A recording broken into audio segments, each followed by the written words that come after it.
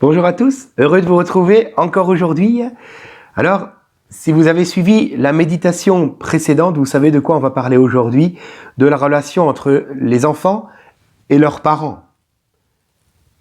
Alors, en ce qui vous concerne, dites-moi, comment se porte votre relation avec vos parents s'ils sont toujours ici-bas ?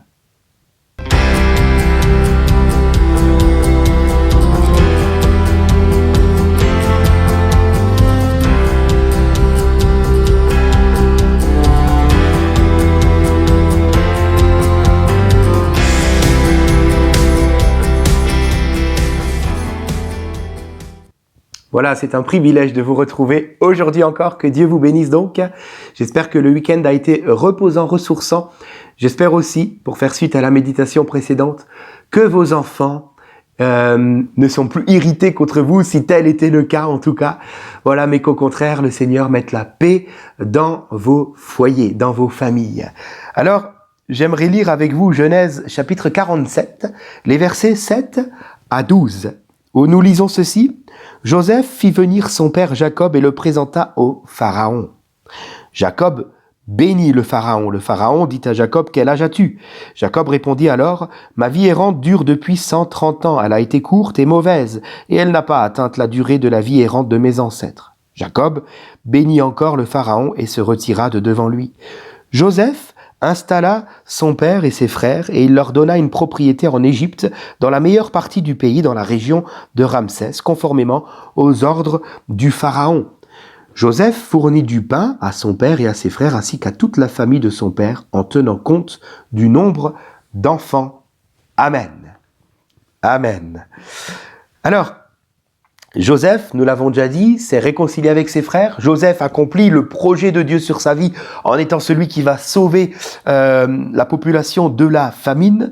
Mais dès que Joseph en a l'occasion, il fait venir sa famille, il fait venir son père jusqu'à lui parce que c'est dans son cœur. C'est dans son cœur que la famille soit unie. Pourquoi ? Parce que Joseph est proche de Dieu. Et comme c'est dans le cœur du Seigneur que les familles soient unies, Joseph a à cœur, dès que c'est possible, de pouvoir se retrouver avec les siens. Et la Bible est très claire en ce qui concerne la relation que les enfants doivent avoir envers leurs parents. La Bible est très claire, Éphésiens 6.2 par exemple, et puis c'est écrit ailleurs aussi, « Honore ton père et ta mère ». Alléluia. Honorer, en grec, peut se traduire aussi par estimer ou mettre en valeur. Alors, est-ce que tu estimes, est-ce que tu mets en valeur tes parents ? Voilà la question. Peut-être ne sont-ils plus là de nos jours, mais comment avais-tu fait alors ? Rappelle-toi.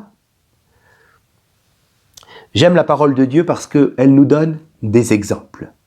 Et des exemples bien pratiques. Parce que oui, honorer ses parents, ce n'est pas juste le dire, c'est le vivre, c'est le faire. Et au-delà des mots. Et nous avons des exemples. Alors, 3 leçons pour nous aujourd'hui, en tant qu'enfants, dans nos relations pour nos parents, envers nos parents. Premièrement, pour honorer nos parents, commençons donc par prendre de leurs nouvelles. Ça commence par là, il n'y a rien de plus compliqué, n'est-ce pas ? Honorer ses parents ne veut pas dire leur offrir un beau cadeau à Noël, et puis ensuite on va attendre l'an prochain pour se revoir. Vous comprenez ? Ce n'est pas ça du tout, honorer ses parents. Honorer ses parents, c'est vouloir prendre du temps avec eux. Ça commence par là. Et donc on ne parle pas d'une fois par an. Et même si on habite loin, parce que oui, aujourd'hui au XXIe siècle, il existe une nouvelle technologie qui nous permet d'être en contact même si on habite loin. Ça s'appelle le téléphone. Et aujourd'hui, vous pouvez même vous voir derrière un écran. C'est pas merveilleux, ça ? Alors pourquoi attendre ? Honore ton père et ta mère en prenant de leurs nouvelles. Attention toutefois à ne pas en faire trop non plus. Je dis ça parce qu'il existe aussi des gens qui honorent de trop leurs parents, au point que cela porte préjudice à leur propre foyer. D'accord ? Honore-les, prends de leurs nouvelles. On va dire, allez, 1 fois par semaine au téléphone, 1 fois par mois, rends leur visite. C'est un minimum, je trouve. Après, les goûts et les couleurs, chacun fait selon l'harmonie qui convient au mieux dans sa famille, n'est-ce pas ? Et qui convient au mieux aussi pour son propre couple, afin que cela ne nuise pas au couple. Je ferme la parenthèse. Alors, à vous tous les enfants, et donc à moi-même le premier, laissons-nous nous rappeler que la plus grande souffrance de nos parents, c'est qu'on leur manque. Ok ? Du moins, je l'espère. Maman, si tu suis cela, je l'espère. Deuxième conseil pour pouvoir honorer nos parents, ne les jugeons pas trop vite. Ou même, tout simplement, ne les jugeons pas. D'accord ? Ne les jugeons pas. N'oublions pas que nos parents ont le même âge que nous. Oui, nos parents ont le même âge que nous. Parce que chaque parent vient au monde en même temps que son premier enfant. D'accord ? Donc, acceptons qu'ils se trompent. Acceptons qu'ils ne soient pas parfaits, nos parents. Et acceptons de leur pardonner leurs erreurs. Ils ont le droit de se tromper. Nous aussi, on se trompe. Si Joseph s'était dit quelque chose du genre « Allez, papa, t'aurais pu quand même au moins essayer de me retrouver. T'as rien fait du tout, c'est quoi cette histoire-là? C'est ça ton attachement pour moi, là ?» S'il avait pensé ça, il n'aurait pas forcément fait revenir son père vers lui. Mais Joseph pardonne tout. Il aime.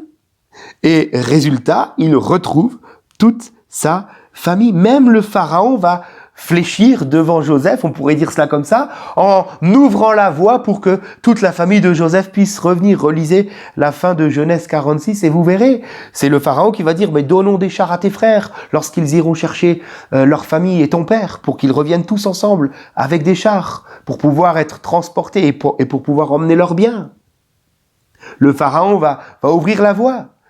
Alors j'aimerais te dire, mon ami, si la solution vis-à-vis de tes parents, si cette relation semble être impossible aujourd'hui, parce que peut-être que le temps a passé par-dessus encore en plus, si tu te dis, mais moi c'est impossible, j'aimerais te dire, rappelle-toi, le pardon fait même fléchir le pharaon. Et là, tout devient possible. Si souvent, il nous suffit de pardonner pour retrouver la paix. Pourquoi attendre ? Pardonne, accepte que tes parents fassent des erreurs, toi aussi t'en fais. N'est-ce pas ? Troisièmement, pour honorer nos parents, donc prenons de leurs nouvelles, ne les jugeons pas, et puis permettons à nos parents de rester autonomes le plus longtemps possible. Je lis pour vous 1 Timothée 5,4.